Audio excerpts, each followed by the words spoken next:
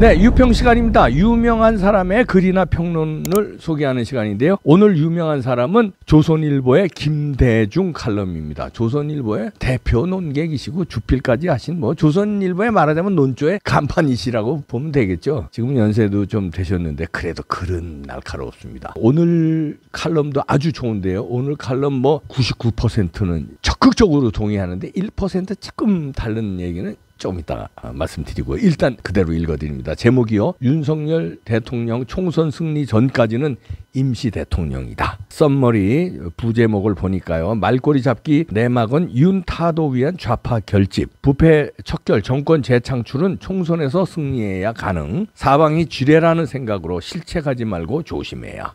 일단 본문 그대로 읽어드립니다. 우리는 미국 입법부를 의회라고 부른다. 국회라고 부르지 않는다. 전 세계에서 입법부를 국회라고 하는 나라는 우리뿐이다. 지난 22일 윤석열 대통령이 뉴욕에서 글로벌 펀드 공약 회의가 끝난 뒤 퇴장하면서 곁에 있는 박진 외교부 장관에게 했다는 말은 미국 의회가 아니라 우리 국회를 지칭한 것으로 보는 것이 기자로서의 상식이다. XX들이라는 비속어를 썼다는 것을 문제 삼는데 대통령으로서 그런 표현을 안 했으면 좋았겠지만 공석이 아닌 사석에서 자기들 참모들끼리 그런 표현 쓴 것이 그렇게 공로할 일인가? 우리 속담에는 없는 데서는 임금님도 욕먹는다는 말이 있지 않는가? 자서전이나 영화를 봐도 외국 정치인들과 SOB, 영어로 욕입니다. 읽지 않겠습니다.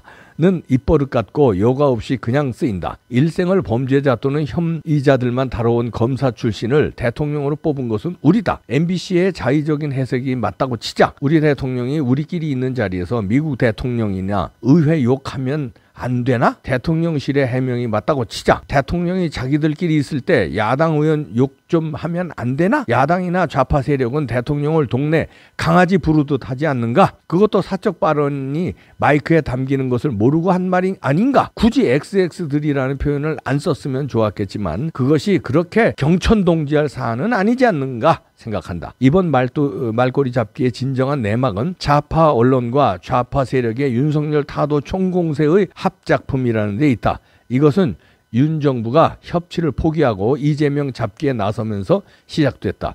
윤 정부가 이재명을 포기했더라면 민주당의 협조를 얻을 수 있었을 것이다. 하지만 그러면 윤 정권은 민주당의 협조 이전에 보수의 등 돌리기로 스스로 주저앉을 수밖에 없다. 민주당과 좌파 세력은 이제 국회 다수 의석을 등에 업고 윤 대통령 찍어내리기에 나섰다. 광우병 사태 등 과거 보수 우파 정권을 무너뜨린 노하우를 최대한 되살리고 있다.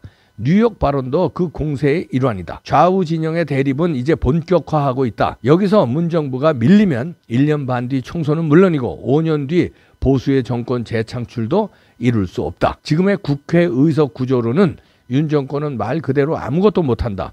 소수 대통령이고 불능 정부다. 어떤 법안도 통과시킬 수 없고 어떤 정책적 접근도 사실상 불가능하다. 사람들은 흔히 윤 정부가 지금 지지부진한 원인을 윤 대통령의 리더십에 걸고 있는데 그가 일할 수 있는 의석이나 환경이 전혀 주어지지 않고 있다는 현실은 간과하고 있다. 윤 정부가 지금 입법 과정에서 할 수 있는 것은 대통령의 거부권과 시행령 단 2가지뿐이다. 그런 여건에서 윤 정부가 할 수 있고 또 해야 하는 것은 지난 정권의 적폐와 부정부패를 척결하는 것이다. 이런 상황에서 윤 정권이 살고 정권 재창출까지 이어지려면 국민의힘이 총선에서 승리하는 길뿐이다. 그래서 국민의힘이 승리할 때까지 윤 대통령이 할 일은 실수하지 않는 것이다. 영빈관 신축이라든가 교육감 후보 단일화 같은 실책이 반복돼서는 안 된다. 사방의 지뢰이고 시한폭탄이라는 생각으로 조심해서 가야 한다. 총선에서 과반을 가져올 때까지는 그렇다. 당내 정치로는 당대표를 잘 뽑아 공천을 잘해야 한다. 국민들에게 일할 수 있는 환경을 만들어 달라고 호소하는 것도 그가 할 일이다. 그는 스스로 임시 대통령이라고 생각해야 한다. 대통령 병에 걸리지 않도록 조심해야 한다. 대통령이 되면 모든 것이 자기 발 아래에 있는 것으로 착각하기 쉽다. 모든 것을 자기 마음대로 할 수 있다는 교만함에 빠지기 십상이다. 주변에서 대통령을 그렇게 만든다. 대통령 부인의 주변에서 또 부추기는 부류들이 있다. 역대 대통령은 세상의 모든 것을 다 할 수 있고 또 그러고 싶은 충동에 빠져왔다. 하지만 만기 칠남해서 성공한 대통령은 보지 못했다. 성공한 대통령은 국정의 우선순위를 정하고 그에 상응해 국력을 집중한 사람이다. 우리 역사를 보더라도 대통령이란 자리에 집착하고 천착한 사람치고 좋은 대통령이 되는 것을 보지 못했다. 오히려 기대하지 않았던 신출의 어쩌다 대통령이 보다 좋은 업적을 남겼다. 자, 이렇게 김대중 칼럼에 글을 맺는데요. 참 대단한 내공이 느껴집니다. 대통령, 여기서 제가 모두에도 발언했지만 99%는 적극 동조하는데 1% 동조 못하는 점이 있다는 말씀을 미리 말씀드렸죠. 그 1% 먼저 말씀드리고 칼럼에 대해 여러분하고 논의합니다. 우선 이 김대중 칼럼에서는 살얼음판같이 몸조심하고 총선에서 이겨야 비로소 부정부패 척결을 할 수 있다. 전 정권의 적폐청산을 할 수 있다.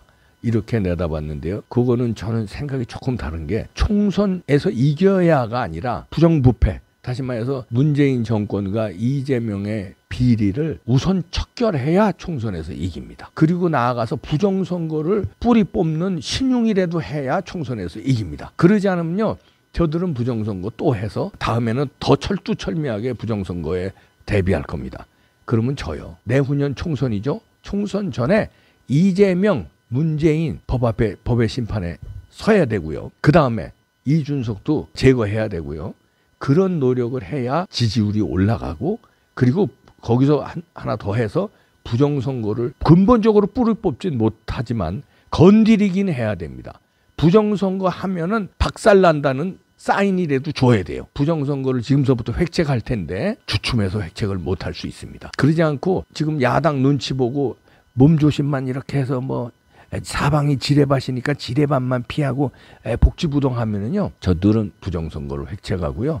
그러면 국민들도 몸조심하는 정권에 실망해서 표도 잃고 부정선거에 잃고 개박살납니다. 그게 이제 1%가 저그 김대중 칼럼하고 조금 다른 면이고요. 그 다음에 마지막 부분에 김대중 선생이 이제 그 DJ 김대중 아닙니다. 조선일보의 김대중 선생입니다.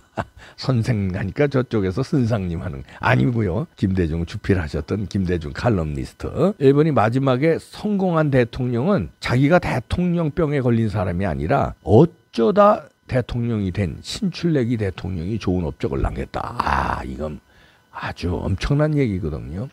이 말은 대통령병에 걸리고 한 어쩌다 대통령이 된 박정희 대통령, 큰 공을 세우지 않았습니까? 우리 민족을 위해서. 어쩌다 대통령이 됐잖아요. 이놈의 정권 안 되겠다. 내가 싹 쓸어버려야 되겠다. 혁명을 일으켜서 대통령이 됐잖아요. 혁명을 일으킬 때만 해도 대통령 하겠다는 마음으로 혁명을 일으키지 않았어요. 하여튼 이놈의 나라 그냥 둬서는 안 되겠다. 일단은 때려 엎어야 되겠다. 그리고 어느 정도 자리 잡은 다음에 민간에 남겨주려고 그랬는데 도저히 남겨줄 수가 없고 주변에서 각하가 대통령 하셔야 된다고 그래서 어쩌다 떠밀리듯이 대통령이 됐어요. 그래서 혁혁한 업적을 세우셨고요. 전두환도 마찬가지입니다. 어쩌다 대통령이 된 거예요. 대통령이 되려고 대통령병에 걸려서 말하자면 무슨 뭐 정승화를 수사하고 뭐 이렇게 해가지고서는 다 수사해가지고서는 뭐 대통령이 된 거 아닙니다. 박정희 대통령 시해 사건에 보안사령관으로 수사를 들여다보니까 여기 다 연결돼 있네. 그 박정희 대통령 시해 사건에 대한 분노로 수사를 철저히 하고, 그러다 보니까 오히려 유탄 맞으니까 유탄 맞기 전에 저들을 쓸어야 되겠다고 어쩌다 쓸다 보니까 권력을 쟁취했어요. 그러고서 대통령을 하다 보니까 전두환 대통령도요, 혁혁한 공을 세웠습니다. 물론 뭐 독재다 이런 말도 있지만 경제적 면으로라든가 아니면 사회기관 산업이라든가 뭐 많잖아요. 올림픽 유치라든가 한강의 기적을 이룬 거라든지 업적이 얼마나 많습니까?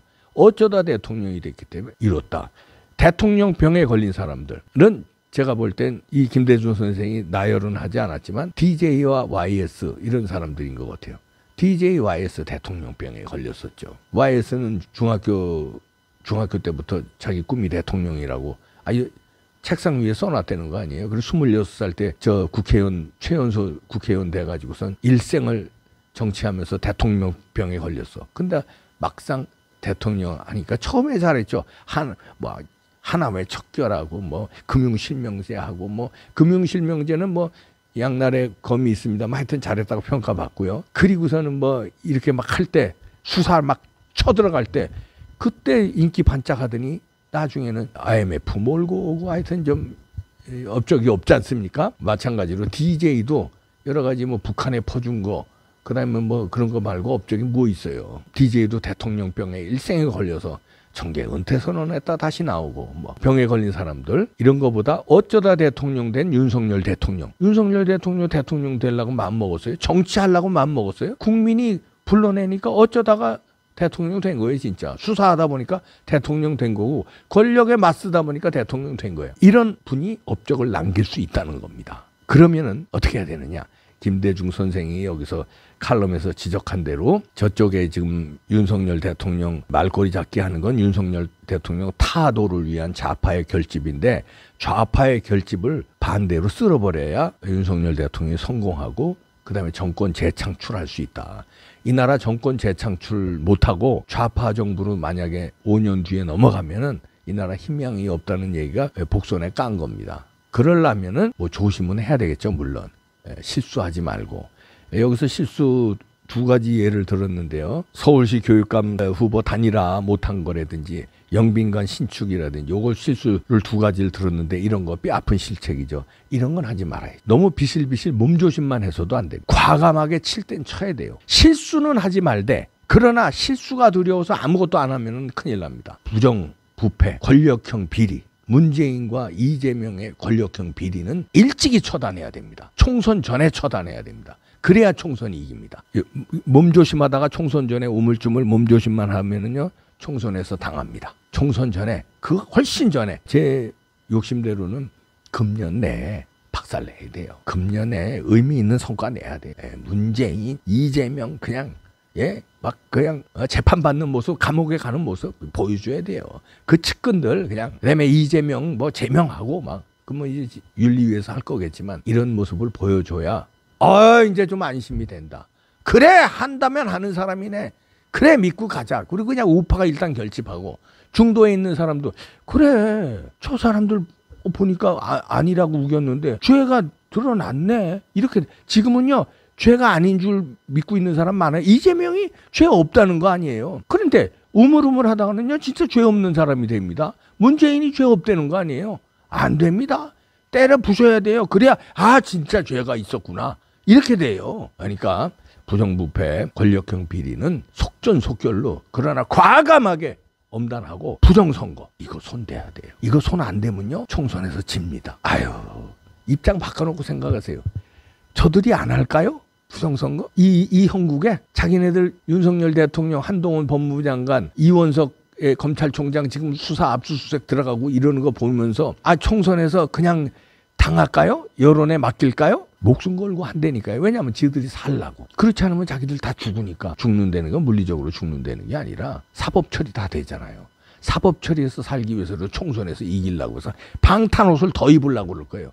이재명이 방탄옷 세 겹을 입었는데 지금도 불안한 거 아니에요? 계속 압수수색 들어가니까. 근데 다음 총선에서 부정선거로 이겨버리면 방탄옷은 완전히 완성된다고 보고 어떻게든지 할 겁니다. 그 이번에 MBC 사태로 보십시오. MBC 사장 박성재, 그다음에 박성재와 결탁한 민주당의 보좌관 먼저 퍼뜨린 거 아닙니까? 그게 나왔어요. 자백했더라고. 그러면 박성재가 사장된 건 또 어떻게 됐어요? 박성재 부인이 문재인 정부 때 청와대에 있었다는 거 아닙니까? MBC 자기 남편 사장 만들고 그랬는데, 그때 정혜승인가 그래요. 그 부인 이름이. 동명이인지 이 이름이 비슷해서 제가 착각을 해서 방송을 한 적이 있는데, KBS에서 국장인가 부장인가 하던 정혜승이라고 있었어요. KBS 라디오를 제가 그 프로에 나갔었는데, 거기서 좌파 일색을 패널로 깔아놓고 저 하나 불러다 놓고 사회자인 정혜승과 나머지 좌파들, 그 다음에 우파라고 꽂아놓은 보리자를 갖다 놨는데 이 사람도 좌파 편이야. 그때 촛불 때, 세월호 때 저 혼자를 막 4명이서 공격하더라고요. 그런데 그 정혜승과 동명이인인 것 같습니다. 그 정혜승이 그 정혜승은 아닌 것 같은데, 제가 그래서 이름 가지고 착각을 한 적이 있는데 그거는 제가 수정을 하고요.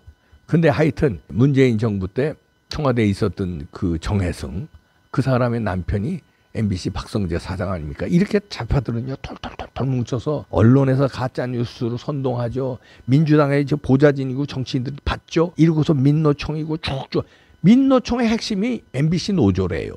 MBC 노조가 민노총을 거느리고 있는 거예요. 반대가 아니라 MBC 노조를 민노총에서 간섭하는 게 아니라 민노총을 MBC 노조에서 좌지우지한다는 거 아닙니까? 이렇게 해서 3위일체, 4위일체, 5위일체가 돼서 좌파들 카르텔에서 목적은 윤석열 정부 쓰러뜨리기예요. 여기서 무찌르자 오랑캐 하려면 어떻게 해야 되겠습니까? 공격이에요. 공격이 최선의 방어입니다. 저들이 쳐들어오는데 몸조심 쳐들어가야 돼요.